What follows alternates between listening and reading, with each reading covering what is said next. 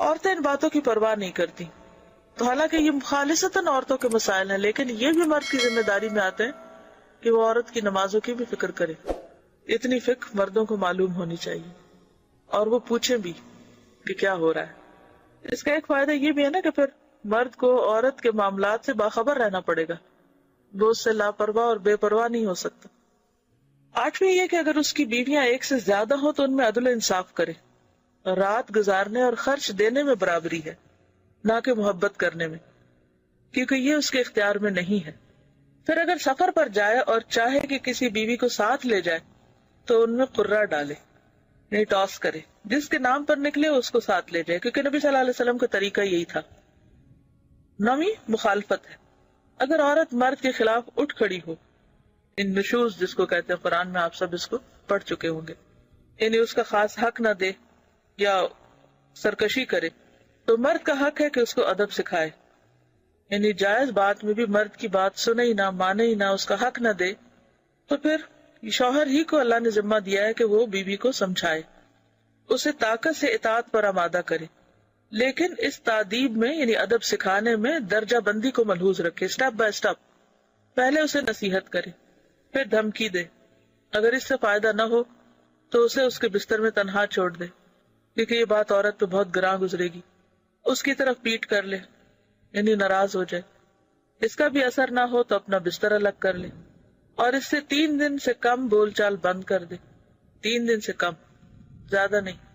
پھر اگر اس سے بھی فائدہ نہ ہو تو اسے مارے، لیکن سخت نہ مارے، اور وہ یہ ہے کہ اس کا جسم خون آلود نہ ہو اور اس کے چہرے پر بھی نہ مارے. 10ویں جماع کے آداب سے متعلق مستحب ہے کہ بسم اللہ سے شروع کرے، قبلے سے منہ پھیر لے، جماع کے وقت اوپر کپڑا ڈال لے، ننگا نہ ہو، اور یہ کہ پہلے کھیل اور مانکا اور بوسو کنار شروع کرے. بعض علماء جمعہ کے روز جماع کرنا مستحب سمجھتے ہیں. پھر جب مرد فارغ ہو جائے تو اسی حالت میں کچھ دیر ٹھہرا رہے تاکہ عورت بھی فارغ ہو جائے، کیونکہ عموماً عورت کا انزال مرد کی نسبت دیر سے ہوتا ہے. حیض کی حالت میں اور پخانہ کی جگہ میں مجامت کرنا جائز نہیں. اگر دوبارہ مجامت کرنا چاہے تو اپنی شرمگاہ کو دھو کر وضو کر لے. جنابت کی حالت میں بال نہ منڈائے، ناخن نہ کٹائے اور خون نہ نکلوائے، یعنی وہ جو پچنے لگواتے ہیں نا. عزل کرنا انزال کے وقت اپنی شرمگاہ کو باہر نکال کر منی گرا دینا جائز لیکن مکروہ ہے. 11ویں ولادت کے آداب ہیں اور وہ 6 ہیں. پہلا یہ کہ لڑکے کی پیدائش پر زیادہ خوش اور لڑکی کی پیدائش پر غمگین نہ ہو، کیونکہ اسے معلوم نہیں کہ لڑکے میں بھلائی ہے یا لڑکی میں، یعنی کہ بچوں کی پیدائش میں بھی انصاف سے کام ہے. عام طور پر لوگ لڑکے کی پیدائش میں زیادہ خوش ہوتے ہیں اور لڑکی کی پیدائش پر غمگین ہوتے ہیں، جیسے کہ قرآن پاک میں بھی بات کی گئی.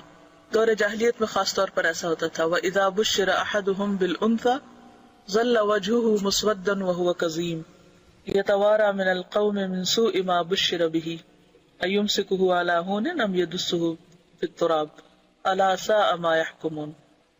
کہ جب ان میں سے کسی کو بیٹی کی پیدائش کی خوشخبری دی جاتی ہے تو وہ غم کے گھونٹ پینے لگتا ہے، اس کا چہرہ سیاہ ہو جاتا ہے، سوچتا ہے کہ کیا اس کو ذلت کے ساتھ لیے رکھے یا مٹی میں دبا دے. کتنا برا ہے فیصلہ جو وہ کرتے. تو بات یہ ہے کہ کسی کو نہیں پتا کہ اس کا فائدہ لڑکے کی پیدائش میں ہے یا لڑکی کی پیدائش میں، کون کس کے حق میں زیادہ بہتر ہے، اللہ ہی جانتا.